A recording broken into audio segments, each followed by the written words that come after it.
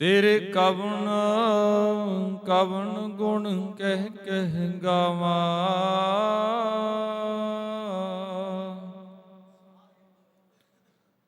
ਤੂੰ ਸਾਹਿਬ ਗੁਣੀ ਨਿਧਾਨਾ।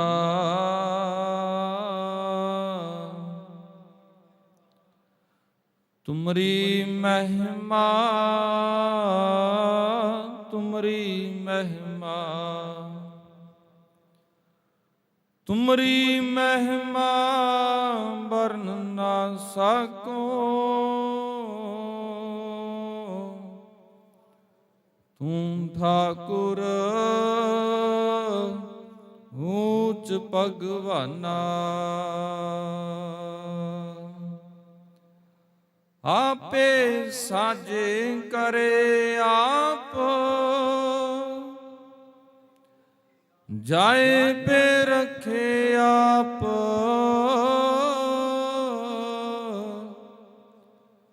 ਤਿਸ ਵਿੱਚ ਜੰਤ ਉਪਾਇ ਕੈ ਵਿਖੈ ਥਾਪ ਥਾਪ। ਕਿਸਨੋ ਕਹੀਐ ਨਾਨਕਾ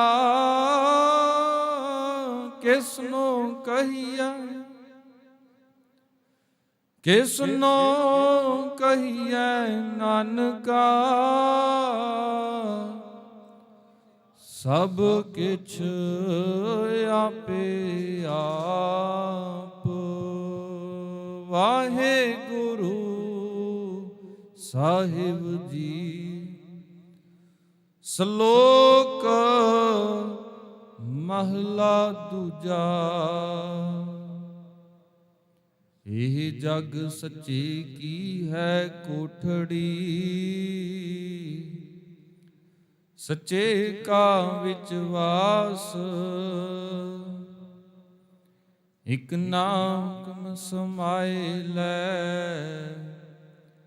ਇਕ ਨਾ ਹੁਕਮੇ ਕਰੈ ਵਿਨਾਸ਼।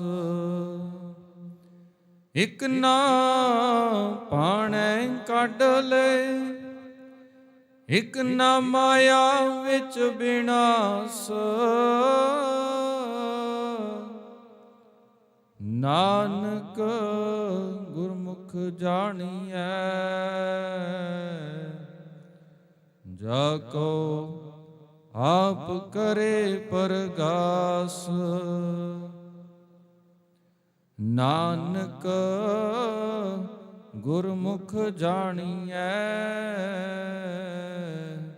ਜਾ ਕੋ ਆਪ ਕਰੇ ਪਰਗਾਸ।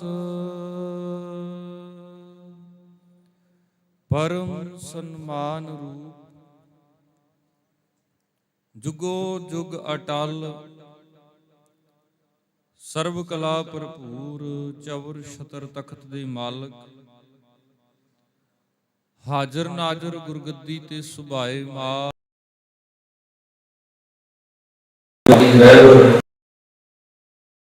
ਕੁਲ ਦੁਨੀਆ ਦੇ ਮਾਲਕ। ਚਵਰ ਛਤਰ ਤਖਤ ਸਿੰਘਾਸਨ ਤੇ ਬਿਰਾਜਮਾਨ। ਨਿਮਾਣਿਆਂ ਦੇ ਮਾਣ ਪਾਤਸ਼ਾਹ। ਨਿਤਾਣਿਆਂ ਦੇ ਤਾਣ ਨਿਆਸਰਿਆਂ ਦੇ ਆਸਰੇ। ਧੰਨ ਧੰਨ ਸਾਹਿਬ ਸ੍ਰੀ ਗੁਰੂ ਗ੍ਰੰਥ ਸਾਹਿਬ ਮਹਾਰਾਜ ਸੱਚੇ ਪਾਤਸ਼ਾਹ ਜੀ। ਤਿਨਾਂ ਦੀ ਪਾਵਨ ਪਵਿੱਤਰ ਹਜ਼ੂਰੀ ਅੰਦਰ ਜੁੜ ਬੈਠੇ ਬਹੁਤ ਸਤਿਕਾਰਯੋਗ ਸਤਸੰਗੀ ਜਨੋ ਭਾਗਾਂ ਵਾਲੇ ਹਾਂ। ਸਾਹਿਬ ਸੱਚੇ ਪਾਤਸ਼ਾਹ ਜੀ ਦੀ ਅੰਮ੍ਰਿਤ ਬਾਣੀ ਦੇ ਨਾਲ ਆਪ ਜੀ ਸਾਰੇ ਹੀ ਰਲ ਮਿਲ ਕੇ ਗੁਰਬਾਣੀ ਕੀਰਤਨ ਦੇ ਨਾਲ ਸਾਂਝ ਬਣਾ ਰਹੇ ਸਨ। ਹਫ਼ਤਾਵਾਰੀ ਐਤਵਾਰ ਦੇ ਸਮਾਗਮ ਨੂੰ ਮੁੱਖ ਰੱਖਦਿਆਂ ਅਸੀਂ ਸਾਰੇ ਹੀ ਵਿਸ਼ੇਸ਼ ਰੂਪ ਦੇ ਵਿੱਚ ਗੁਰੂ ਚਰਨਾਂ ਦੇ ਵਿੱਚ ਜੁੜ ਮਿਲ ਬੈਠੇ ਆ। ਸਾਰਿਆਂ ਨੇ ਹੀ ਅੰਮ੍ਰਿਤਮਈ ਪਾਵਨ ਬਚਨਾਂ ਦਾ ਪਾਠ ਰਲ ਮਿਲ ਕੇ ਸ਼ਰਵਣ ਕਰਨਾ ਕੀਤਾ ਹੈ। ਪਾਵਨ ਬਚਨ ਦੂਜੀ ਜੋਤ ਧੰਨ ਸਾਹਿਬ ਸ੍ਰੀ ਗੁਰੂ ਨਾਨਕ ਮਹਾਰਾਜ ਪਾਤਸ਼ਾਹ ਜੀ, ਧੰਨ ਸਾਹਿਬ ਸ੍ਰੀ ਗੁਰੂ ਅੰਗਦ ਮਹਾਰਾਜ ਪਾਤਸ਼ਾਹ ਜੀ ਦੀ ਮੁਬਾਰਕ ਰਸਨਾ ਤੋਂ ਉਚਾਰਨ ਕੀਤੇ ਹੋਏ ਇਹ ਪਾਵਨ ਬੋਲ ਆਸਾ ਜੀ ਦੀ ਵਾਰ ਬਾਣੀ ਦੇ ਵਿੱਚ ਦਰਜ ਨੇ।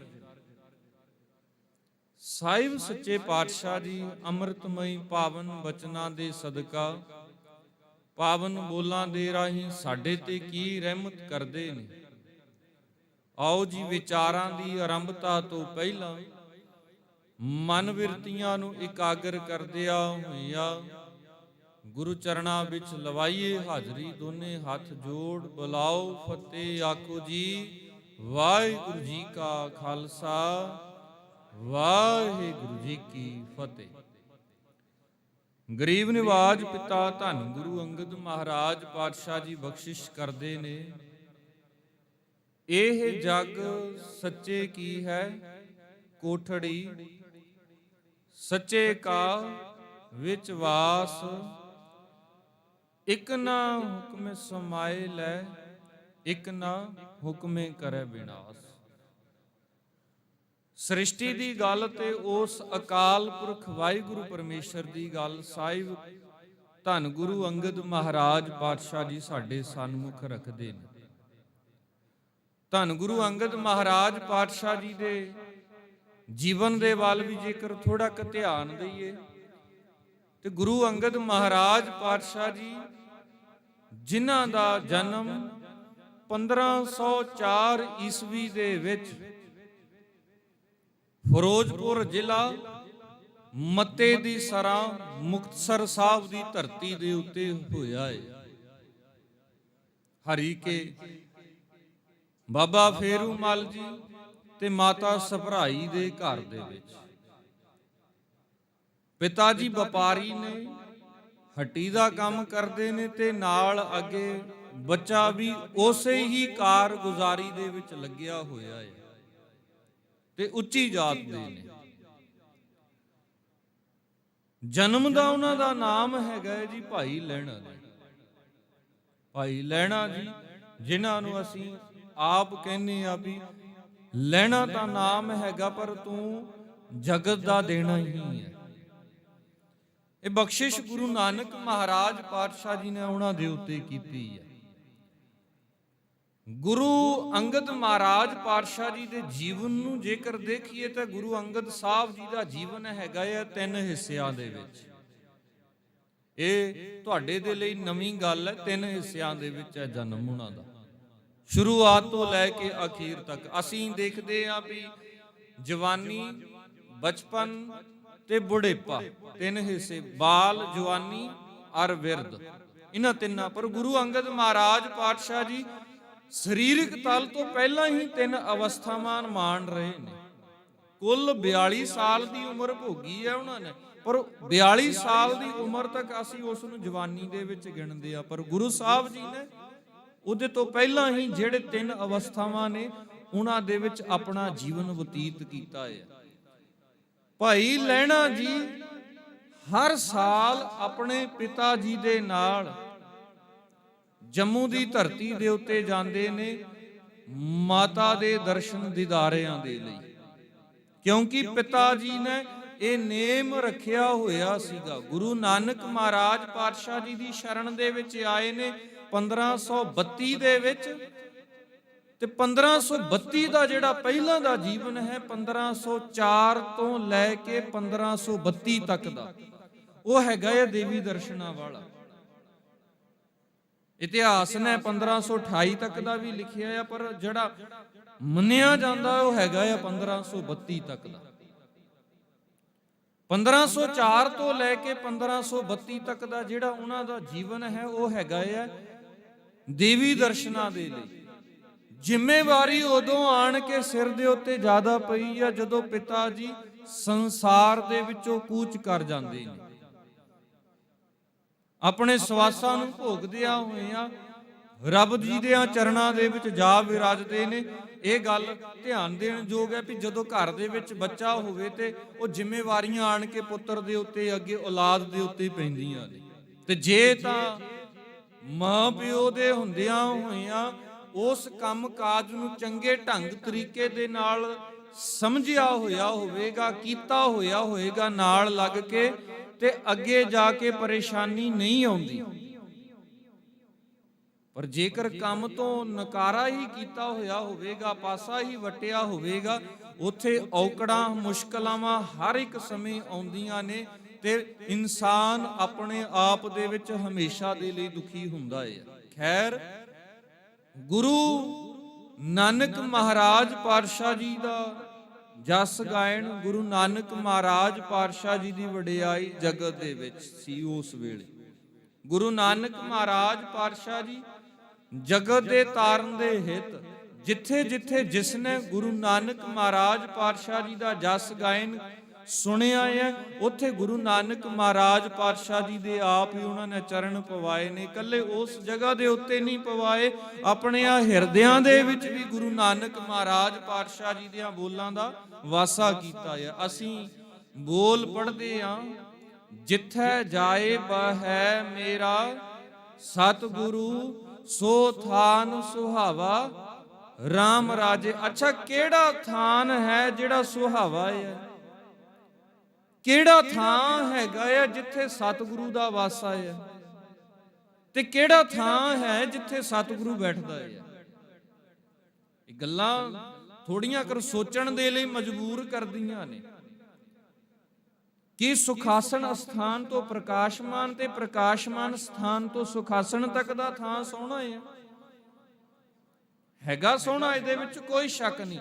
ਸਭ ਤੋਂ ਵੱਡੀ ਉੱਚਮਤਾ ਵਾਲੀ ਬਾਤ ਗੁਰੂ ਮਹਾਰਾਜ ਪਾਤਸ਼ਾਹ ਜੀ ਦੀ ਸਿਰਮੌਰਤਾ ਵਾਲੀ ਬਾਤ ਹੈ ਸਾਡੇ ਸਨਮੁਖੇ। ਪਰ ਜਿਹੜੀ ਬਾਤ ਗੁਰੂ ਗ੍ਰੰਥ ਸਾਹਿਬ ਮਹਾਰਾਜ ਪਾਤਸ਼ਾਹ ਜੀ ਗੁਰੂ ਸ਼ਬਦ ਦੇ ਸਦਕਾ ਸਮਝਾਉਣਾ ਚਾਹੁੰਦੇ ਨੇ, ਉਹ ਕਿਹੜਾ ਥਾਂ ਹੈ ਜਿਹੜਾ ਸੋਹਣਾ ਬਣਦਾ ਹੈ? ਉਹ ਕਿਹੜੀ ਥਾਂ ਹੈ ਜਿਸ ਥਾਂ ਦੀ ਗੁਰੂ ਕੇ ਸਿੱਖਾਂ ਨੇ ਚਰਨਾਂ ਦੀ ਧੂੜ ਆਪਣੇ ਮੱਥੇ ਦੇ ਉੱਤੇ ਲਾਈ ਹੈ? ਉਹ ਕਿਹੜੀ ਜਗ੍ਹਾ ਹੈ ਜਿਸ ਤੋਂ ਸਦਾ ਦੇ ਲਈ ਗੁਰੂ ਕੇ ਸਿੱਖ ਵਾਰੇ ਬਲਿਹਾਰੇ ਜਾਂਦੇ ਨੇ?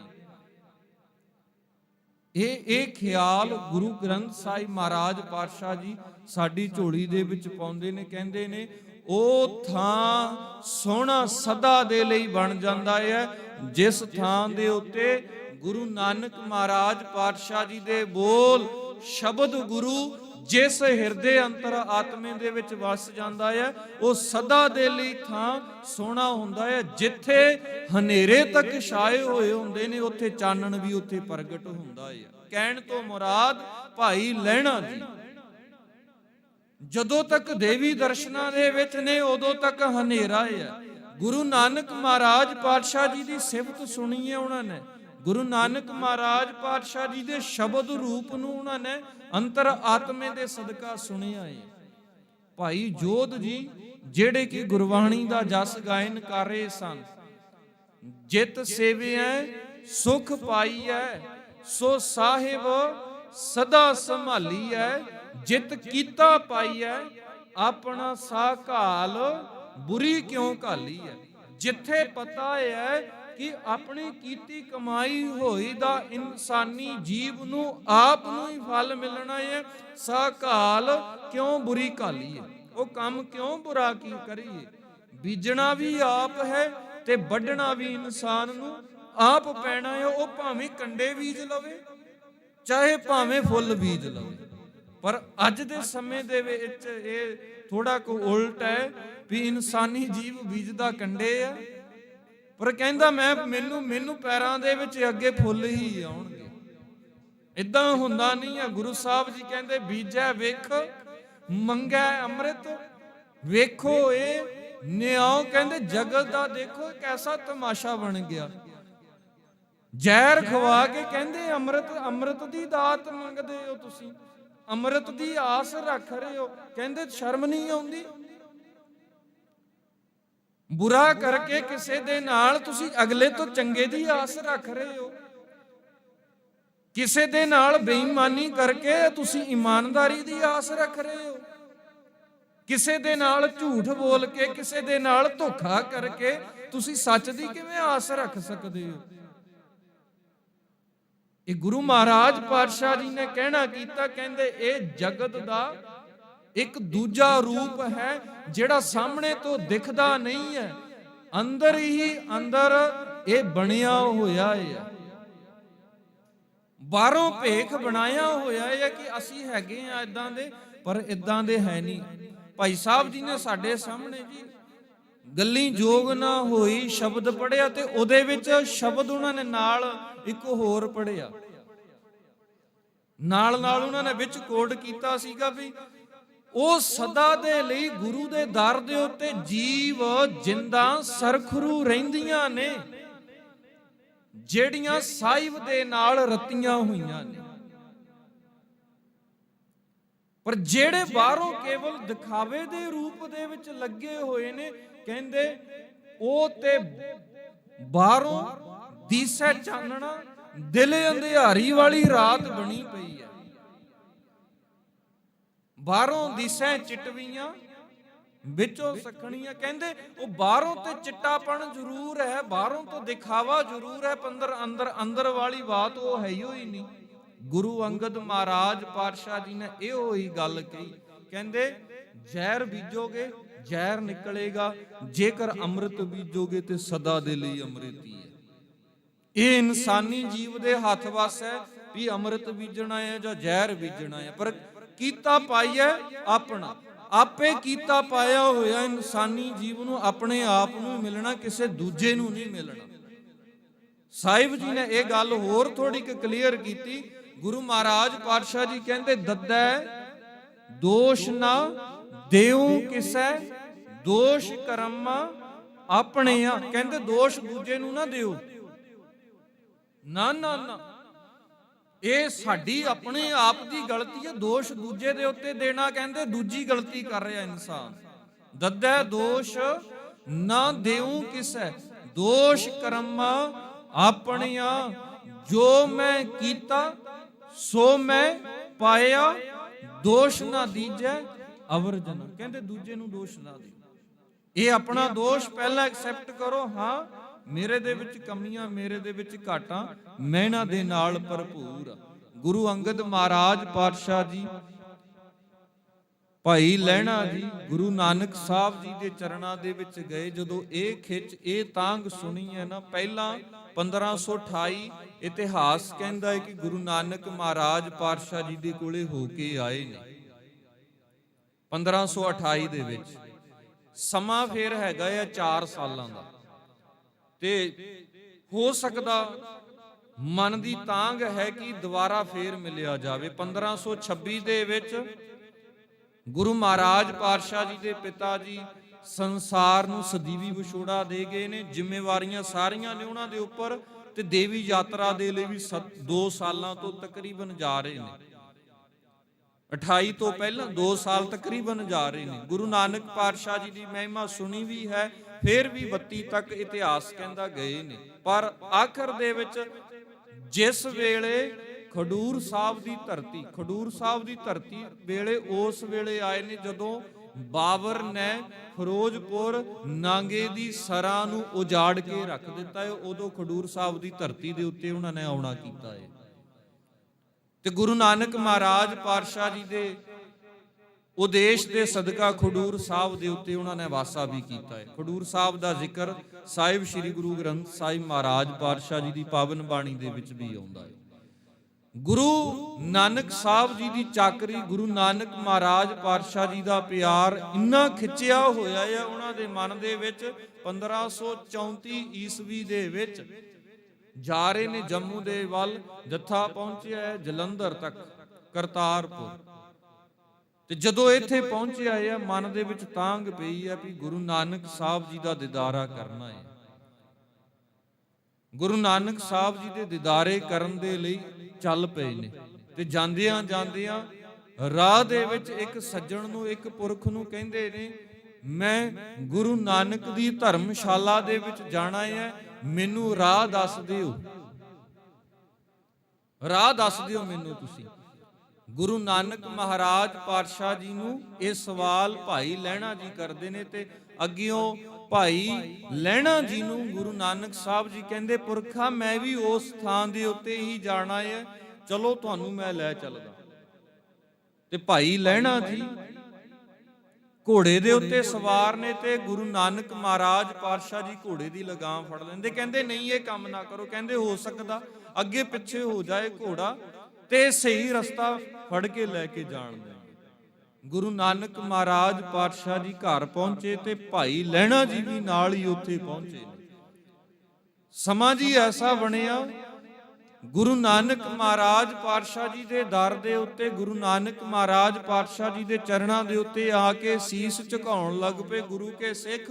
ਉੱਥੇ ਹੀ ਭਾਈ ਲਹਿਣਾ ਜੀ ਇਹ ਸਭ ਕੁਝ ਦੇਖਦਿਆਂ ਹੋਇਆਂ ਆਪਣੇ ਆਪ ਦੇ ਵਿੱਚ ਇੰਨੇ ਸ਼ਰਮਿੰਦਾ ਹੋਏ, ਗੁਰੂ ਮਹਾਰਾਜ ਪਾਤਸ਼ਾਹ ਜੀ ਦੇ ਚਰਨਾਂ ਦੇ ਵਿੱਚ ਢਹਿ ਪਏ। ਕਹਿੰਦੇ ਪਾਤਸ਼ਾਹ ਜੀਓ ਭੁੱਲ ਹੋ ਗਈ, ਮਾਫ ਕਰਿਓ।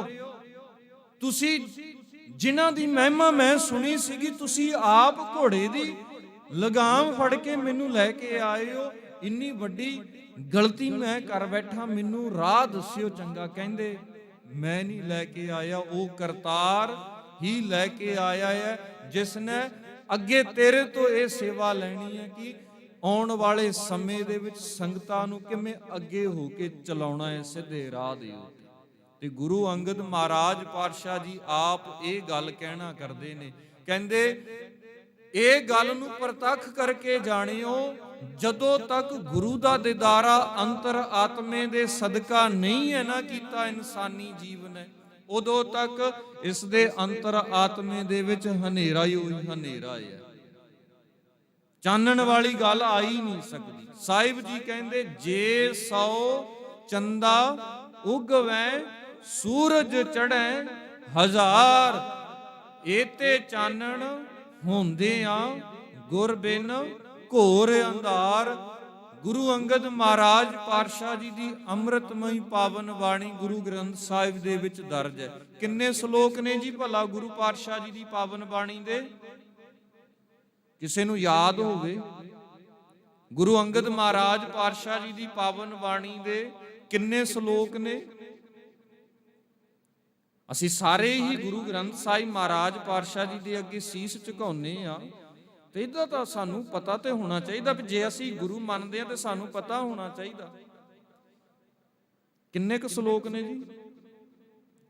63 ਸ਼ਲੋਕ ਨੇ, 63 ਸ਼ਲੋਕ ਨੇ ਗੁਰੂ ਗ੍ਰੰਥ ਸਾਹਿਬ ਦੇ ਵਿੱਚ ਗੁਰੂ ਅੰਗਦ ਮਹਾਰਾਜ ਪਾਤਸ਼ਾਹ ਜੀ ਦੇ। ਤੇ ਇਹ ਗੱਲਾਂ ਜੀ ਸਾਨੂੰ ਯਾਦ ਰੱਖਣ ਵਾਲੀਆਂ ਨੇ, ਛੋਟੀਆਂ ਹੀ ਨੇ, ਜ਼ਿਆਦਾ ਲੰਮਾ ਚੌੜਾ ਨਹੀਂ ਹੈ। 63 ਸ਼ਲੋਕ ਸੌਖਾ ਹੀ ਹੈ। ਸਾਨੂੰ ਕੋਈ ਪੁੱਛੇਗਾ, ਮੰਨ ਲਓ ਕਿਸੇ ਦੇ ਨਾਮ ਮਨਦੀਪ ਸਿੰਘ ਹੈ, ਕਿਸੇ ਦਾ ਨਾਮ ਗੁਰਦੀਪ ਸਿੰਘ ਹੈ, ਉਸ ਦੀ ਪਹਿਚਾਣ ਕਿਸ ਤੋਂ ਹੈ ਜੀ? ਮਨਦੀਪ ਸਿੰਘ ਸਨ ਆਫ ਬਲਦੇਵ ਸਿੰਘ ਹੈਗੀ ਆ ਨਾ ਪਹਿਚਾਣ। ਅਸੀਂ ਕਹਿੰਦੇ ਆ ਵੀ ਸਾਡਾ ਗੁਰੂ ਗ੍ਰੰਥ ਸਾਹਿਬ ਮਹਾਰਾਜ ਸੱਚੇ ਪਾਤਸ਼ਾਹ ਹੈ। ਕੀ ਪਹਿਚਾਣ ਹੈ ਸਾਡੀ ਵੀ ਅਸੀਂ ਗੁਰੂ ਸਾਹਿਬ ਜੀ ਨੂੰ ਮੰਨਦੇ ਆ? ਸਾਨੂੰ ਤੇ ਇਹ ਮੋਟੀਆਂ ਜੇ ਛੋਟੀਆਂ ਗੱਲਾਂ ਹੀ ਨਹੀਂ ਪਤਾ ਹੋਈਆਂ ਹੋਣਗੀਆਂ, ਫਿਰ ਕੀ ਪਤਾ ਕਿਵੇਂ ਅਸੀਂ ਆਪਣਾ ਕਹਿ ਸਕਦੇ ਹਾਂ ਸਰਨੇਮ ਗੁਰੂ ਕੇ ਸਿੱਖਾਂ ਦਾ ਗੁਰੂ ਗ੍ਰੰਥ ਸਾਹਿਬ। ਗੁਰੂ ਗ੍ਰੰਥ ਸਾਹਿਬ ਦੇ ਵਿੱਚ ਘਾਟ ਨਹੀਂ, ਕਮੀ ਘਾਟ ਸਾਡੇ ਦੇ ਵਿੱਚ। ਅਸੀਂ ਗੁਰੂ ਪੂਰਾ ਹੈ, ਗੁਰੂ ਸਮਰੱਥਾਵਾਨ। ਗੁਰੂ ਸਾਹਿਬ ਜੀ ਆਪ ਇਹ ਗੱਲ ਕਹਿੰਦੇ, ਗੁਰ ਪੂਰੈ ਮੇਰੀ ਰਾਖ ਲਈ ਅੰਮ੍ਰਿਤ ਨਾਮ ਹਿਰਦੈ ਮੈਂ ਦੀਨੋ, ਜਨਮ ਜਨਮ ਕੀ ਮੈਲ ਗਈ। ਕਹਿੰਦੇ ਜਦੋਂ ਗਿਆਨ ਦਾ ਚਾਨਣ ਇਸ ਦੇ ਅੰਤਰ ਆਤਮੇ ਦੇ ਵਿੱਚ ਹੋਇਆ ਹੈ, ਜਨਮਾਂ ਜਨਮਾਂਤਰਾਂ ਦੀ ਮੈਲ ਸਦਾ ਦੇ ਲਈ ਹੋਈ ਖਤਮ ਹੋ ਗਈ ਹੈ। ਭਾਈ ਲਹਿਣਾ ਜੀ ਗੁਰੂ ਨਾਨਕ ਮਹਾਰਾਜ ਪਾਤਸ਼ਾਹ ਜੀ ਦੇ ਚਰਨੀ ਢਹਿ ਪਏ, ਭੁੱਲ ਬਖਸ਼ਾਉਂਦੇ ਨੇ, ਆਖਰ ਉਥੋਂ ਦੇ ਹੀ ਹੋ ਕੇ ਰਹਿ ਗਏ। ਗੁਰੂ ਨਾਨਕ ਮਹਾਰਾਜ ਪਾਤਸ਼ਾਹ ਜੀ ਦੇ ਦਰ ਦੇ ਉੱਤੇ ਜਿਸ ਵੇਲੇ ਭਾਈ ਲਹਿਣਾ ਜੀ ਆਏ ਨਾ, ਤੇ ਭਾਈ ਲਹਿਣਾ ਜੀ ਦੀਆਂ ਕੰਪਲੇਨਾਂ ਕਰਨ ਸ਼ੁਰੂ ਹੋ ਗਏ ਮਾਤਾ ਖੀਵੀ ਜੀ ਕੋਲ। ਮਾਤਾ ਖੀਵੀ ਜੀ ਗੁਰੂ ਅੰਗਦ ਮਹਾਰਾਜ ਪਾਤਸ਼ਾਹ ਜੀ ਦੇ ਮਹਿਲ ਨੇ ਵੀ ਜਿਸ ਰਾਹ ਦੇ ਉੱਤੇ ਅਸੀਂ ਪਹਿਲਾਂ ਤੋਂ ਚੱਲਦੇ ਆ ਰਹੇ ਸਾਂ, 1504 ਤੋਂ ਪਹਿਲਾਂ ਵੀ ਹੁੰਦਾ ਹੈ ਬਾਬਾ ਫੇਰੂਮਲ ਜੀ ਦਾ ਜਨਮ, 1504 ਤੋਂ ਪਹਿਲਾਂ ਦਾ ਵੀ ਤਕਰੀਬਨ 1400 ਜੇ ਬਿਸਰਦਾ ਨਾ ਹੋਵਾਂ। 1470 ਹੋ ਸਕਦਾ, 1480 ਹੋ ਸਕਦਾ, ਇਸ ਦੇ ਵਿਚਕਾਰ। ਤੇ ਜਿੱਥੇ ਆਣ ਕੇ ਭਾਈ ਲਹਿਣਾ ਜੀ ਆਣ ਕੇ ਜਨਮ ਲੈਂਦੇ ਨੇ, ਤੇ ਸਮਾਂ ਤੇ ਹੈਗਾ ਹੀ ਹੈ। ਉਸ ਸਮੇਂ ਤੋਂ ਲਗਾਤਾਰ ਚੱਲਦਾ ਆ ਰਿਹਾ। 1526 ਦੇ ਵਿੱਚ ਮੋੜ ਲੈ ਰਿਹਾ। 36-40 ਸਾਲ ਜਿਹੜਾ ਕਾਰਜ ਲਗਾਤਾਰ ਚੱਲ ਰਿਹਾ, ਉਸ ਨੂੰ ਕੋਈ ਰੋਕਣਾ ਸੌਖਾ ਥੋੜੀ ਨਾ ਹੁੰਦਾ ਏ। ਉਹ ਲਗਾਤਾਰ ਚੱਲਦਾ ਚਲਾਉਂਦਾ ਹੈ। ਅਸੀਂ ਵੀ ਆਪਣੀਆਂ ਘਰਾਂ ਦੇ ਵਿੱਚ ਜਿਵੇਂ ਸਾਡੇ ਬਜ਼ੁਰਗ ਕਹਿੰਦੇ ਨੇ, ਅਸੀਂ ਉਵੇਂ ਕਰਦੇ ਹਾਂ। ਤੇ ਜਦੋਂ ਅੱਗਿਓਂ ਸਾਨੂੰ ਕੋਈ ਰੋਕਦਾ ਟੋਕਦਾ ਹੈ, ਅਸੀਂ ਕਹਿੰਦੇ ਹਾਂ ਜੀ ਇਹ ਸਾਡੇ ਘਰ ਦੀ ਰੀਤ ਬਜ਼ੁਰਗਾਂ ਤੋਂ ਚੱਲੀ ਆਉਂਦੀ ਹੈ, ਇਹ ਇਦਾਂ ਹੀ ਚੱਲਦੀ ਰਹੇਗੀ, ਜੀ ਸਦਕੇ ਜੀ ਚੱਲੇ। ਪਰ ਜਿਹੜੇ ਸਾਡੇ ਬਜ਼ੁਰਗਾਂ ਦੇ ਵੀ ਵੱਡੇ ਬਜ਼ੁਰਗ ਗੁਰੂ ਨਾਨਕ ਮਹਾਰਾਜ ਪਾਤਸ਼ਾਹ ਜੀ 15 ਮਹਾਂਪੁਰਖ ਨੇ, ਜਿਹੜੀ ਰੀਤ ਉਹਨਾਂ ਨੇ ਚਲਾਈ ਹੈ, ਅਸੀਂ ਉਸ ਨੂੰ ਵੀ ਪ੍ਰਵਾਨ ਕਰੀਏ, ਅਸੀਂ ਉਸ ਨੂੰ ਵੀ ਸਮਝੀਏ, ਅਸੀਂ ਉਸ ਨੂੰ ਵੀ ਧਿਆਨ ਗੋਚਰੇ ਦੇ ਵਿੱਚ ਰੱਖੀਏ। ਤੇ ਜੇਕਰ ਹੋਰ ਥੋੜਾ ਕਰ ਸੌਖਾ ਕਰਨਾ ਹੈ, ਜੇ ਉਹ ਰੀਤਾਂ ਲੈ ਕੇ ਆਉਣੀਆਂ ਨੇ ਬਜ਼ੁਰਗਾਂ ਵਾਲੀਆਂ, ਫਿਰ ਬਜ਼ੁਰਗਾਂ ਕੋਲੇ ਮੋਬਾਈਲ ਫੋਨ ਨਹੀਂ ਸੀਗੇ ਜੀ, ਉਹਨਾਂ ਨੂੰ ਮੋਬਾਈਲ ਫੋਨ ਨਹੀਂ ਆਉਂਦੇ ਸੀ ਚਲਾਉਣਾ। ਅੱਜ ਸਾਡੇ ਕੋਲੇ ਮੋਬਾਈਲ ਫੋਨ ਨੇ, ਅਸੀਂ ਵੀ ਮੋਬਾਈਲ ਫੋਨਾਂ ਨੂੰ ਛੱਡੀ। ਅਸੀਂ ਕੀ ਕਹਿੰਦੇ ਆ, ਨਹੀਂ ਜੀ ਇਹ ਸਮੇਂ ਦੀ ਜ਼ਰੂਰਤ ਹੈ, ਹੈਗੇ ਨੇ ਜ਼ਰੂਰਤ। ਇਹ ਮੋਬਾਈਲ ਫੋਨ ਚੰਗੇ ਵੀ ਨੇ ਤੇ ਮੋਬਾਈਲ ਫੋਨ ਮਾੜੇ ਵੀ ਨੇ। ਮੋਬਾਈਲ ਫੋਨਾਂ ਨੇ ਇਨਸਾਨ ਨੂੰ ਸੌਖਾ ਵੀ ਕੀਤਾ ਹੈ, ਤੇ ਇਸ ਮੋਬਾਈਲ ਫੋਨ ਨੇ ਇਨਸਾਨ ਨੂੰ ਔਖਾ ਵੀ ਬਹੁਤ ਕੀਤਾ ਹੈ। ਬੈਠਾ ਬੰਬੇ ਹੁੰਦਾ ਬੰਦਾ ਤੇ ਕਹਿੰਦਾ ਮੈਂ ਨਾਗਪੁਰ ਆ, ਬੁਲਾਉਂਦਾ ਨਾ ਝੂਠ ਕਿਤੇ ਨਾ ਕਿਤੇ, ਮੈਂ ਇੱਥੇ ਆ, ਦੱਸ ਉੱਥੇ ਰਿਹਾ, ਬੁਲਾ ਰਹੇ ਆ ਨਾ ਝੂਠ ਕਿਤੇ ਨਾ ਕਿਤੇ। ਪਹਿਲਾਂ ਬੇਸ਼ੱਕ ਦੂਰ ਵੀ ਸੀਗਾ, ਪਤਾ ਆ ਵੀ ਹਾਂ ਦੂਰ ਹੈ, ਹੋ ਸਕਦਾ 6 ਮਹੀਨਿਆਂ ਬਾਅਦ ਚੱਕਰ ਮਾਰ ਜਾਏਗਾ, ਪਰ ਹੈਗਾ ਦਿਲੋਂ ਸੀਗਾ ਨਾ। ਅੱਜ ਘਰ ਦੇ ਵਿੱਚ ਬੱਚੇ ਦੇ ਹੱਥ ਦੇ ਵਿੱਚ ਮੋਬਾਈਲ ਫੋਨ ਹੈ, ਬੱਚੇ ਦੇ ਹੱਥ ਦੇ ਵਿੱਚ। ਉਹ ਸਮਾਂ ਸੀਗਾ ਜਦੋਂ ਇੱਕ ਫੋਨ ਘਰ ਦੇ ਵਿੱਚ ਆਉਂਦਾ ਸੀਗਾ, ਸਾਰਾ ਟੱਬਰ ਹੀ ਉਸ ਨੂੰ ਕਹਿੰਦਾ ਸੀਗਾ ਅਸੀਂ ਚੁੱਕਣਾ, ਅਸੀਂ ਚੁੱਕਣਾ। ਅੱਜ ਹਰ ਇੱਕ ਦਾ ਇਹ ਹੱਥ ਦੇ ਵਿੱਚ ਹੈ, ਜੇ ਵੱਜਦਾ ਵੀ ਹੈਗਾ ਕਹਿੰਦੇ ਆਪੇ ਚੁੱਕਣਗੇ ਜਿੱਦਾਂ ਹੈਗਾ, ਨਹੀਂ ਤਾਂ ਉਹ ਵੀ ਵਿਚਾਰਾ ਵੱਜ ਬੁੱਝ ਕੇ ਬੰਦ ਹੋ ਜਾਂਦਾ ਹੈ। ਇਹ ਕਿਤੇ ਨਾ ਕਿਤੇ ਸਾਡੇ ਦੇ ਵਿੱਚ ਕਮੀਆਂ ਵੀ ਆਈਆਂ, ਸਾਡੇ ਦੇ ਵਿੱਚ ਘਾਟਾਂ ਵੀ ਆਈਆਂ, ਉਣਤਾਂ ਵੀ ਆਈਆਂ। ਅਸੀਂ ਚੀਜ਼ਾਂ ਦੀ ਦੁਰਵਰਤੋਂ ਕਰਨੀ ਸ਼ੁਰੂ ਕਰ ਦਿੱਤੀ ਤੇ ਸਾਡੇ ਹੌਲੀ ਹੌਲੀ ਰਿਸ਼ਤੇ ਵੀ ਖਤਮ ਸ਼ੁਰੂ ਹੋ ਗਏ। ਗੁਰੂ ਮਹਾਰਾਜ ਪਾਤਸ਼ਾਹ ਜੀ ਜਿਹੜਾ ਖਿਆਲ ਦਿੱਤਾ ਹੈ, ਉਹ ਸੰਸਾਰ ਨੂੰ ਬਿਲਕੁਲ ਨਵਾਂ ਤੇ ਬਿਲਕੁਲ ਹੀ ਨਵੇਕਲਾ ਸੀ। ਉਹ ਰਾਹ ਕਹਿੰਦੇ ਜਿਹੜੀ ਪੁਰਾਣੇ ਸਮੇਂ ਤੋਂ ਰੀਤ ਚੱਲਦੀ ਆ ਰਹੀ ਸੀ, ਕਹਿੰਦੇ ਗੁਰੂ ਨਾਨਕ ਮਹਾਰਾਜ ਪਾਤਸ਼ਾਹ ਵਾਲੀ ਰੀਤ, ਜਿਹੜੀ ਭੱਟਾਂ ਨੇ ਗੱਲ ਕੀਤੀ, ਇੱਕ ਉੱਤਮ ਪੰਥ ਸੁਣਿਓ ਗੁਰ ਸੰਗਤ ਤਹਿ ਮਿਲੰਤ, ਜਮ ਤਰਾਸ ਮਿਟਾਈ ਇੱਕ ਅਰਦਾਸ, ਭਾਟ ਕੀਰਤ ਕੀ ਗੁਰੂ ਰਾਮਦਾਸ, ਰੱਖੋ ਸ਼ਰਨਾਈ। ਸੱਚੇ ਪਾਤਸ਼ਾਹ ਇਹ ਸਾਡੀ ਅਰਦਾਸ ਹੈ, ਸਦਾ ਦੇ ਲਈ ਤੁਸੀਂ ਸਾਨੂੰ ਆਪਣੀ ਸ਼ਰਨ ਦੇ ਵਿੱਚ ਰੱਖੋ, ਸਦਾ ਦੇ ਲਈ ਆਪਣੀਆਂ ਚਰਣਾ ਕਮਲਾਂ ਦਾ ਓਟ ਆਸਰਾ ਬਖਸ਼ਿਸ਼ ਕਰੋ, ਜਿਹਦੇ ਸਦਕਾ ਸਾਡਾ ਜੀਵਨ ਸਦਾ ਦੇ ਲਈ ਸੋਹਣਾ ਬਣਿਆ ਰਵੇ। 1532 ਦੇ ਵਿੱਚ ਆਏ ਤੇ 32 ਦੇ ਵਿੱਚ ਆਇਆ ਗੁਰੂ ਨਾਨਕ ਮਹਾਰਾਜ ਪਾਤਸ਼ਾਹ ਜੀ ਦੇ ਹੋ ਕੇ ਰਹਿ ਗਏ। ਭਾਈ ਲਹਿਣਾ ਜੀ ਤੇ ਬਾਬਾ ਫੇਰੂ ਮੱਲ ਜੀ ਦਾ ਜਿਹੜਾ ਕਿੱਤਾ ਹੈਗਾ ਹੈ, ਕੰਮ ਕਾਜ ਹੈਗਾ ਹੈ, ਉਹ ਹੈਗਾ ਹੈ ਦੁਕਾਨਦਾਰੀ ਦਾ, ਵਪਾਰੀ ਦਾ, ਹੱਟੀ ਦਾ। ਤੇ ਜਿਹੜੇ ਕੰਮ ਕਾਜ ਇਹ ਕਰਨ ਵਾਲੇ ਹੁੰਦੇ ਨੇ, ਉਹ ਇਸ ਦੇ ਵਿੱਚ ਹੀ ਰੁੱਝੇ ਰਹਿੰਦੇ ਨੇ। ਇੱਕ ਦਿਨ ਕੀ ਹੋਇਆ, ਗੁਰੂ ਨਾਨਕ ਮਹਾਰਾਜ ਪਾਤਸ਼ਾਹ ਜੀ ਨਦੀਨ ਪੁੱਟ ਰਹੇ ਨੇ, ਝੋਨੇ ਦੇ ਵਿੱਚੋਂ, ਚੌਲਾਂ ਦੇ ਵਿੱਚੋਂ ਨਦੀਨ ਪੁੱਟ ਰਹੇ ਨੇ। ਨਦੀਨ ਉਹ ਘਾਹ ਹੁੰਦਾ ਹੈ ਜਿਹੜਾ ਚੌਲਾਂ ਨੂੰ ਵੀ ਖਰਾਬ ਕਰਦਾ ਹੈ। ਬਜ਼ੁਰਗਾਂ ਨੂੰ ਇਸ ਗੱਲ ਦਾ ਪਤਾ ਹੋਵੇਗਾ, ਉਹ ਘਾਹ ਜਿਹੜਾ ਚੌਲਾਂ ਦੀ, ਝੋਨੇ ਦੀ ਵੀ ਫਸਲ ਨੂੰ ਖਰਾਬ ਕਰਦਾ ਹੈ। ਗੁਰੂ ਨਾਨਕ ਮਹਾਰਾਜ ਪਾਤਸ਼ਾਹ ਜੀ ਉਸ ਨੂੰ ਪੁੱਟ ਰਹੇ ਨੇ ਝੋਨੇ ਦੇ ਵਿੱਚ। ਤੇ ਭਾਈ ਲਹਿਣਾ ਜੀ ਗੁਰੂ ਨਾਨਕ ਮਹਾਰਾਜ ਪਾਤਸ਼ਾਹ ਜੀ ਨੂੰ ਦੇਖਦਿਆਂ ਹੋਇਆ ਆਪ ਵੀ ਵਿੱਚ ਵੜ ਗਏ ਝੋਨੇ ਵਾਲੇ ਖੇਤ ਦੇ ਵਿੱਚ, ਤੇ ਆਪ ਵੀ ਪੁੱਟਣ ਲੱਗ ਪਏ ਨੇ। ਗੁਰੂ ਨਾਨਕ ਮਹਾਰਾਜ ਪਾਤਸ਼ਾਹ ਜੀ ਨਦੀਨ ਪੁੱਟ ਰਹੇ ਨੇ, ਉਹ ਨਾਲ ਨਦੀਨ ਵੀ ਪੁੱਟ ਰਹੇ ਨੇ ਤੇ ਨਾਲ ਨਾਲ ਝੋਨੇ ਵਾਲੀ ਫਸਲ ਨੂੰ ਵੀ ਨਾਲ ਹੀ ਪੁੱਟੀ ਜਾਂਦੇ। ਕਹਿੰਦੇ ਕੀ ਕਰਦਾ? ਕਹਿੰਦੇ ਤੁਸੀਂ ਵੀ ਇਹੀ ਕਰੀ ਜਾਂਦੇ ਹੋ। ਕਹਿੰਦੇ ਨਹੀਂ, ਇਹ ਫਰਕ ਹੈ। ਉਹ ਘਾਹ ਹੁੰਦਾ ਸੇਮ ਉਹੋ ਜਿਹਾ ਹੀ ਹੈ, ਪਤਾ ਨਹੀਂ ਲੱਗਦਾ, ਪਰ ਜਿਸ ਨੂੰ ਪਰਖ ਹੁੰਦੀ ਹੈ ਉਹ ਜਾਣ ਜਾਂਦਾ ਹੈ। ਗੁਰੂ ਨਾਨਕ ਪਾਤਸ਼ਾਹ ਜੀ ਕਹਿੰਦੇ ਇਹ ਕਾਰਜ ਤੂੰ ਨਾ ਕਰ। ਪਰਖ ਨਹੀਂ ਹੈ ਨਾ, ਜੇ ਸਮਝ ਨਹੀਂ ਹੈ ਨਾ, ਕਿਉਂਕਿ ਘਰਾਣਾ ਉਹਨਾਂ ਦਾ ਹੈ ਹੀ ਨਹੀਂ ਹੈ, ਉਹਨਾਂ ਦਾ ਘਰਾਣਾ ਹੀ ਵਪਾਰ ਵਾਲਾ ਹੈ। ਤੇ ਜੇ ਵਪਾਰ ਵਾਲਾ ਉਹਨਾਂ ਤੋਂ ਕੰਮ ਕਰਾਉਣਾ, ਭਾਵੇਂ ਜਿਹੜਾ ਮਰਜ਼ੀ ਕਰਾ ਲਿਓ, ਕਿਉਂਕਿ ਜਿਹੜਾ ਵਪਾਰੀ ਜਿਸ ਕਾਰਜ ਦੇ ਵਿੱਚ ਪਰਫੈਕਟ ਹੈ, ਜਿਹੜਾ ਪਰਸਨ, ਉਹ ਉੱਥੇ ਜਿੱਥੇ ਮਰਜੀ ਉਸ ਨੂੰ ਲਾ ਦਿਓ, ਉਸ ਨੇ ਲੱਗ ਜਾਣਾ ਹੈ, ਉਹ ਪੂਰਾ ਰਹੇਗਾ। ਹੁਣ ਜਿਹੜਾ ਕੋਈ ਡਾਕਟਰ ਹੈ ਉਸ ਨੂੰ ਆਖੋਗੇ ਵੀ ਭਾਈ ਤੂੰ ਢੋਲਕੀ ਤਬਲਾ ਵਜਾ ਲੈ, ਉਹ ਵਜਾ ਲੇਗਾ। ਜੇ ਤਬਲੇ ਢੋਲਕੀ ਵਾਲੇ ਨੂੰ ਆਖੋ ਵੀ ਭਾਈ ਤੂੰ ਡਾਕਟਰੀ ਵਾਲਾ ਕੰਮ ਕਰ, ਆ ਦਵਾਈਆਂ ਦੇ ਸਕੇਗਾ? ਨਹੀਂ ਦੇ ਸਕੇਗਾ, ਉਸ ਨੂੰ ਨਹੀਂ ਪਤਾ। ਉਹ ਪੈਰਾਸੀਟਾਮੋਲ ਦੇ ਸਕਦਾ ਹੈ, ਗਰਮੀ ਵਾਲੇ ਵੀਕਾਸੂਲ ਵਾਲੇ ਦੇ ਸਕਦਾ ਹੈ, ਪਰ ਹੋਰ ਥੋੜੀ ਨਾ, ਇਹ ਤੋਂ ਜ਼ਿਆਦਾ ਤਾਂ ਕੁਝ ਦੇ ਹੀ ਨਹੀਂ ਸਕਦਾ। ਇਹ ਗੁਰੂ ਨਾਨਕ ਮਹਾਰਾਜ ਪਾਤਸ਼ਾਹ ਜੀ ਨੇ ਕਿਹਾ, ਕਹਿੰਦੇ ਨਾ, ਇਹ ਕਾਰਜ ਤੇਰੇ ਕਰਨ ਵਾਲਾ ਨਹੀਂ ਹੈ, ਤੂੰ ਕਰਨਾ ਚਾਹੁੰਦਾ ਹੈ ਤੇ ਉਹ ਨਦੀਨ ਵਾਲੀ ਪੰਡ ਰੱਖੀ ਹੋਈ ਹੈ, ਇਸ ਨੂੰ ਚੁੱਕ ਕੇ ਲੈ ਚੱਲ। ਸਿਰ ਦੇ ਉੱਤੇ ਘਾਹ ਵਾਲੀ ਪੰਡ, ਚਿੱਕੜ ਵਾਲੀ ਪੰਡ ਉਹਨਾਂ ਨੇ ਚੁੱਕੀ ਹੈ, ਤੇ ਗੁਰੂ ਨਾਨਕ ਮਹਾਰਾਜ ਪਾਤਸ਼ਾਹ ਜੀ ਪਿੱਛੇ ਪਿੱਛੇ ਨੇ, ਤੇ ਆਪ ਭਾਈ ਲਹਿਣਾ ਜੀ ਅੱਗੇ ਅੱਗੇ ਨੇ। ਘਰ ਜਦੋਂ ਪਹੁੰਚੇ ਨੇ ਨਾ, ਤੇ ਗੁਰੂ ਨਾਨਕ ਮਹਾਰਾਜ ਪਾਤਸ਼ਾਹ ਜੀ ਦੇ ਮਹਿਲ ਉਹਨਾਂ ਨੂੰ ਕਹਿਣਾ ਕਰਦੇ ਨੇ, ਕਹਿੰਦੇ ਜੀ ਤੁਸੀਂ ਆਹ ਕੀ ਕੀਤਾ? ਭਾਈ ਲਹਿਣਾ ਦੇ ਸਿਰ ਦੇ ਉੱਤੇ ਘਾਹ ਦੀ ਪੰਡ ਚੁਕਾਈ ਹੋਈ ਹੈ, ਇਹਨਾਂ ਦੇ ਇੰਨੇ ਸੋਹਣੇ ਵਸਤਰ ਨੇ। ਤੁਸੀਂ ਦੇਖਿਓ ਦੁਕਾਨਦਾਰਾਂ ਦੇ ਵਸਤਰ ਵਾਈਟ ਚਿੱਟੇ ਹੁੰਦੇ ਨੇ, ਜਿਹੜੇ ਵਪਾਰ ਦਾ ਕੰਮ ਕਾਜ ਕਰਨ ਵਾਲੇ, ਕਹਿੰਦੇ ਇੰਨੇ ਸੋਹਣੇ ਵਸਤਰ ਇਹਨਾਂ ਨੇ ਪਾਏ ਹੋਏ ਨੇ, ਤੁਸੀਂ ਇਹ ਸਾਰੇ ਹੀ ਮਿੱਟੀ ਦੇ ਨਾਲ ਲਵੇੜ ਦਿੱਤੇ ਨੇ। ਤੇ ਅੱਗਿਓਂ ਭਾਈ ਲਹਿਣਾ ਜੀ ਕਹਿਣਾ ਕਰਦੇ ਨੇ, ਕਹਿੰਦੇ ਕੋਈ ਗੱਲ ਨਹੀਂ, ਠੀਕ ਹੈ। ਪਰ ਗੁਰੂ ਨਾਨਕ ਸਾਹਿਬ ਜੀ ਜਦੋਂ ਕਹਿਣਾ ਕਰਦੇ ਨੇ, ਉਦੋਂ ਪਤਾ ਕੀ ਕਹਿੰਦੇ? ਕਹਿੰਦੇ ਇਹ ਘਾਹ ਦੀ ਪੰਡ ਨਹੀਂ ਹੈ, ਇਹ ਚਿੱਕੜ ਨਹੀਂ, ਇਹ ਕੇਸਰ ਹੀ ਹੈ। ਇਹ ਜਿਤ ਸੇਵਿਆ ਸੁਖ ਪਾਈਐ, ਜਿਸ ਨੂੰ ਸੇਵਿਆ ਸੁਖ ਇਨਸਾਨੀ ਜੀਵ ਦੇ ਜੀਵਨ ਦੇ ਵਿੱਚ ਹੈ, ਜ਼ਿੰਦਗੀ ਦੇ ਵਿੱਚ ਹੈ, ਸੋ ਸਾਹਿਬ ਸਦਾ ਸੰਭਾਲੀਐ। ਐਸੇ ਸਾਹਿਬ ਦੀ ਸੰਭਾਲ ਸਾਨੂੰ ਥੋੜੇ ਸਮੇਂ ਦੇ ਲਈ ਨਹੀਂ, ਸਾਨੂੰ ਉਮਰ ਭਰ ਕਰਨੀ ਚਾਹੀਦੀ ਹੈ। ਉਹ ਕਿਵੇਂ? ਉਸ ਦੇ ਖਿਆਲਾਂ ਨੂੰ, ਉਸ ਦੀਆਂ ਵਿਚਾਰਾਂ ਨੂੰ, ਉਸ ਦੀਆਂ ਸਿੱਖਿਆਵਾਂ ਨੂੰ ਅਸੀਂ ਆਪਣੇ ਹਿਰਦੇ ਘਰ ਦੇ ਵਿੱਚ ਵਸਾ ਕੇ ਰੱਖੀਏ।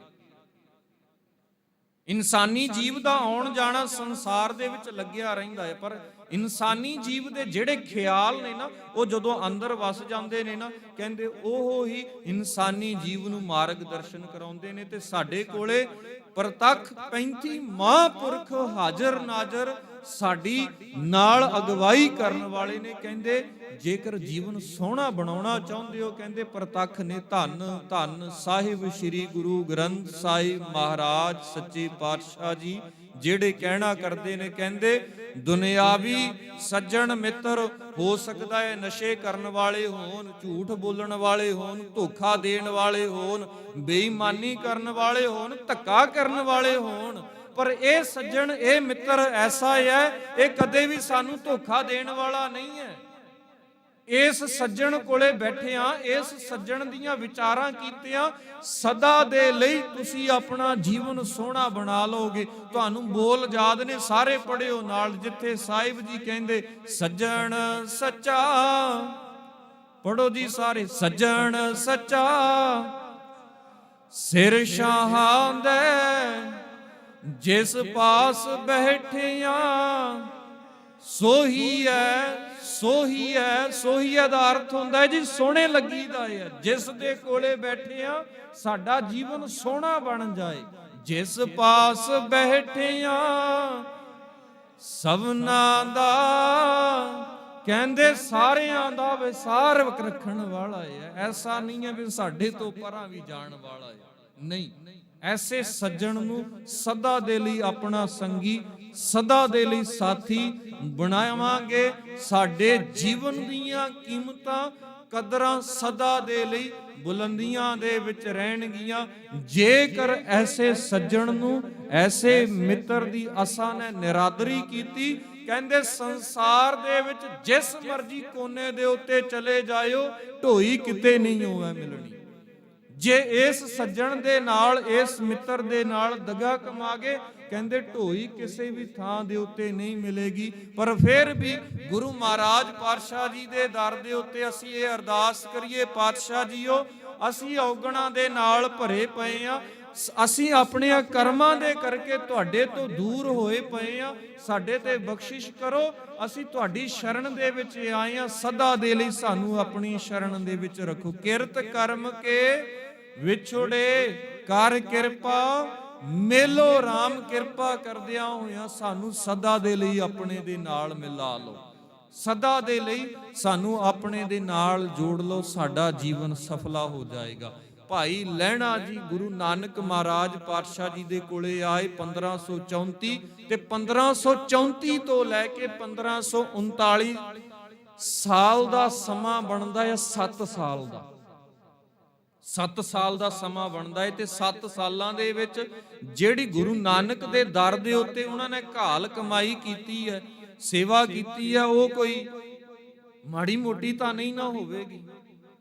ਉਹ ਦਿਨ ਰਾਤ ਇੱਕ ਕਰਨ ਵਾਲੀ ਹੋਈ ਹੋਣੀ ਹੈ, ਜਿਹੜਾ ਕਿ ਉਹਨਾਂ ਨੇ ਬਰਾਬਰਤਾ ਰੂਪ ਦਿੱਤਾ ਹੈ।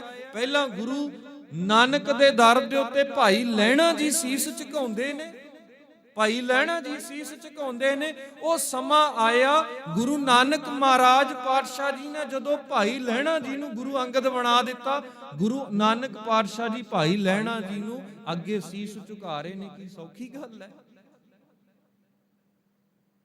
ਜਿੱਥੇ ਅਸੀਂ ਗੱਲ ਪੜ੍ਹਦੇ ਵੀ ਆ ਵੀ ਆਪੇ ਗੁਰ ਚੇਲੇ ਵਾਲੀ ਬਾਤ, ਗੁਰੂ ਵੀ ਤੇ ਚੇਲਾ ਵੀ ਨਾਲ ਬਰਾਬਰਤਾ ਵਾਲੀ ਗੱਲ ਸਾਡੇ ਸਾਹਮਣੇ ਰੱਖੀ ਹੈ ਕਿ ਗੁਰੂ ਆਪਣੇ ਸ਼ਿਸ਼ ਦੇ ਅੱਗੇ, ਸਟੂਡੈਂਟ ਦੇ ਅੱਗੇ ਸੀਸ ਝੁਕਾ ਰਿਹਾ ਹੈ।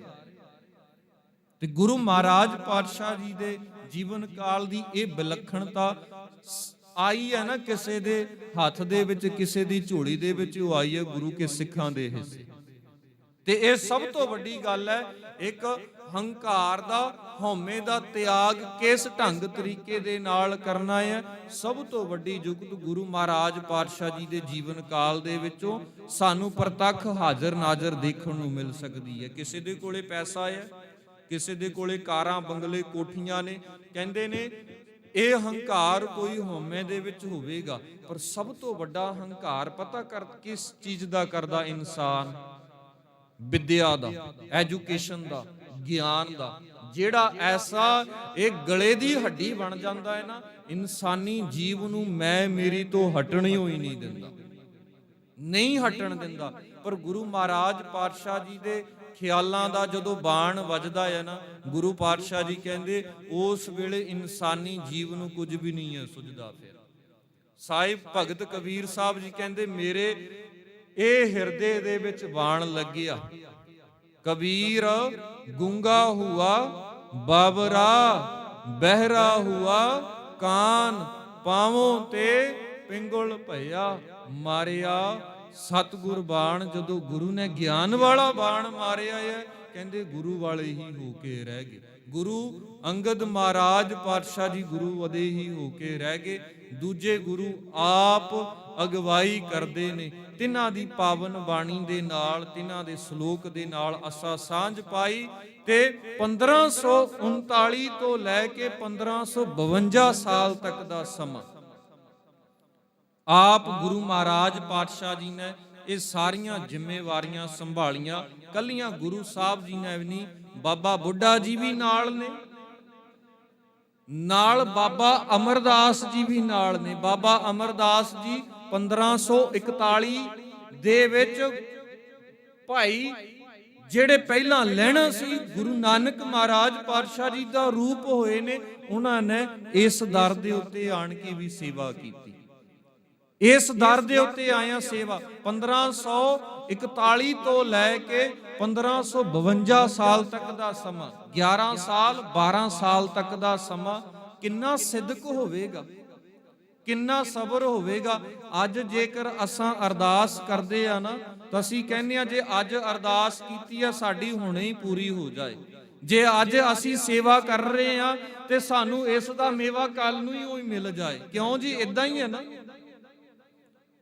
ਇਹ ਸਾਡਿਆਂ ਮਨਾਂ ਦੇ ਵਿੱਚ ਹੈਗਾ ਜੀ ਖਿਆਲ।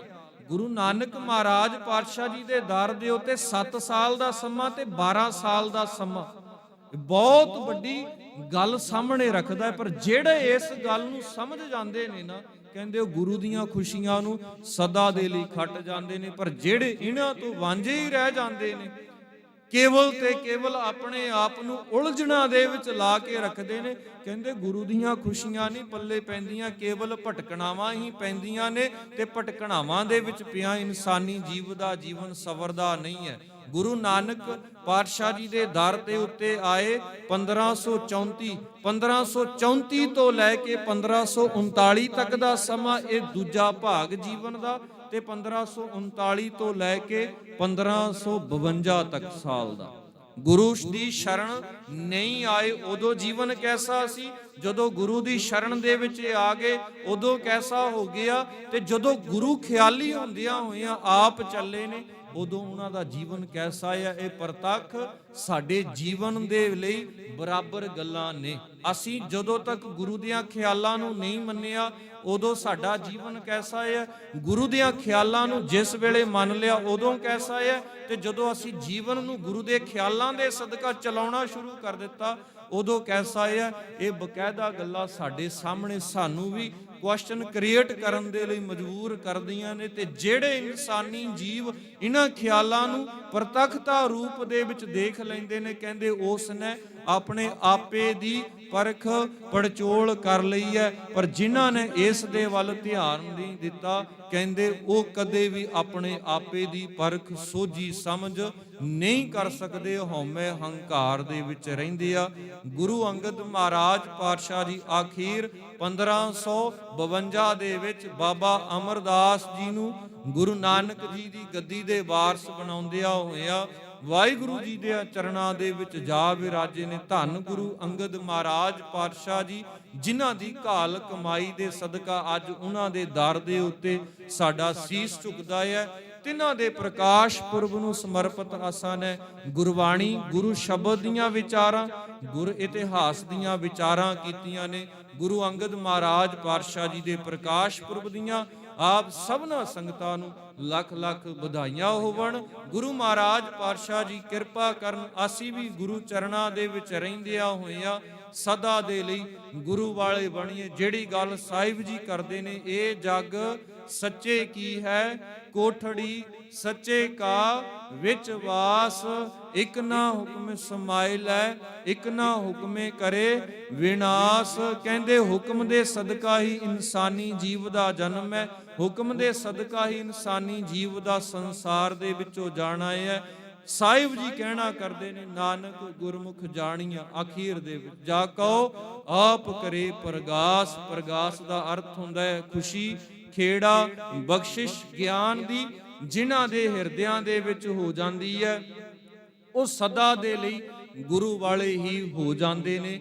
ਗੁਰੂ ਦਾ ਜੀਵਨ ਦੇ ਵਿੱਚ ਜਿਹੜਾ ਰੋਲ ਹੈ, ਮਾਡਲ ਹੈ, ਕਹਿੰਦੇ ਉਹ ਪ੍ਰਤੱਖਤਾ ਸਾਡੇ ਸਾਹਮਣੇ ਐਗਜ਼ਾਮਪਲ ਹੈਗੀ ਹੈ ਭਾਈ ਲਹਿਣਾ ਜੀ ਦੀ, ਜਿਨ੍ਹਾਂ ਨੇ ਜਿਸ ਵੇਲੇ ਗੁਰੂ ਨਾਨਕ ਸਾਹਿਬ ਜੀ ਦਾ ਸੰਗ ਕੀਤਾ ਹੈ ਆਖੀਰ ਦੇ ਵਿੱਚ ਅੰਗਦ ਹੋ ਕੇ ਨਿਬੜੇ ਨੇ। ਜਿਹੜੀ ਗੱਲ ਸੱਤਾ ਤੇ ਬਲਵੰਡ ਜੀ ਵੀ ਕਹਿੰਦੇ ਨੇ, ਪੁੱਤਰੀ ਕੌਲ ਨਾ ਪਾਲਿਓ ਕਰ ਪੀਰੋਂ ਕੰਨ ਮੁਰੱਟੀ ਐ, ਦਿਲ ਖੋਟੇ ਆਕੀ ਫਿਰਨ ਬਨ ਭਾਰ ਉਚਾਇਨ ਛੱਟੀ ਐ। ਕਹਿੰਦੇ ਗੁਰੂ ਤੋਂ ਆਕੀ ਹੋਇਆਂ ਇਨਸਾਨ ਨੂੰ ਕਿਸੇ ਵੀ ਦਰ ਦੇ ਉੱਤੇ ਢੋਈ ਨਹੀਂ ਹੈ, ਕਿਸੇ ਵੀ ਦਰ ਦੇ ਉੱਤੇ ਥਾਂ ਨਹੀਂ ਹੈ।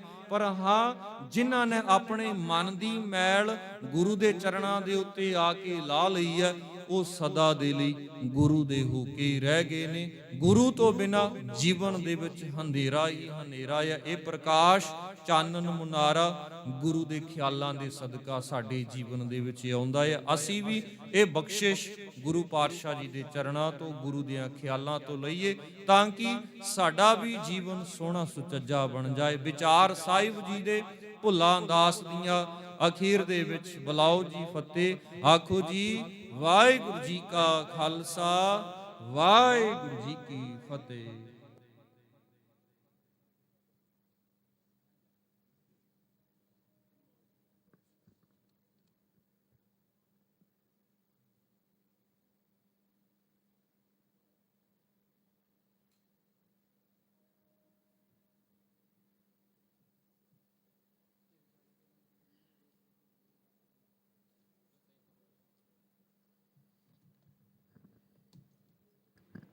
ਵਾਹਿਗੁਰੂ ਜੀ ਕਾ ਖਾਲਸਾ, ਵਾਹਿਗੁਰੂ ਜੀ ਕੀ ਫਤਿਹ। ਬੇਨਤੀ ਹੈ ਜੀ, ਕਿਸੇ ਦੀ ਗੱਡੀ ਰਸਤੇ ਦੇ ਵਿੱਚ ਖੜੀ ਹੋਈ ਹੈ MH12 KY 65Y MH12 KY 6522, ਜੇ ਕਿਸੇ ਦੀ ਹੈਗੀ ਹੈ ਤੇ ਉਹ ਰਸਤੇ ਤੋਂ ਜ਼ਰੂਰ ਸਾਈਡ ਦੇ ਵਿੱਚ ਕਰੋ ਜੀ। ਵਾਹਿਗੁਰੂ ਜੀ ਕਾ ਖਾਲਸਾ, ਵਾਹਿਗੁਰੂ ਜੀ ਕੀ ਫਤਿਹ।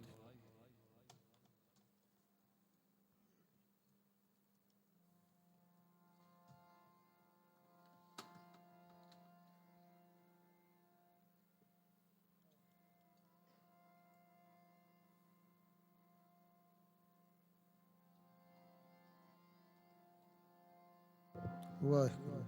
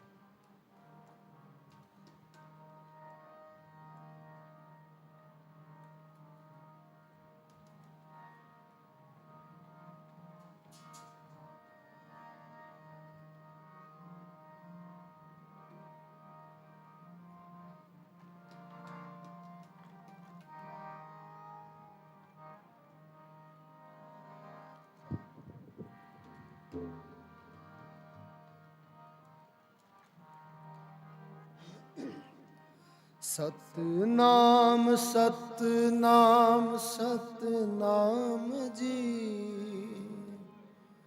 ਵਾਹਿਗੁਰੂ ਵਾਹਿਗੁਰੂ ਵਾਹਿਗੁਰੂ ਜੀ। ਸਤਨਾਮ ਸਤਨਾਮ ਸਤਨਾਮ ਜੀ, ਵਾਹਿਗੁਰੂ ਵਾਹਿਗੁਰੂ ਵਾਹਿਗੁਰੂ ਜੀ। ਸਤਨਾਮ ਸਤਨਾਮ ਸਤਨਾਮ ਜੀ, ਵਾਹਿਗੁਰੂ ਵਾਹਿਗੁਰੂ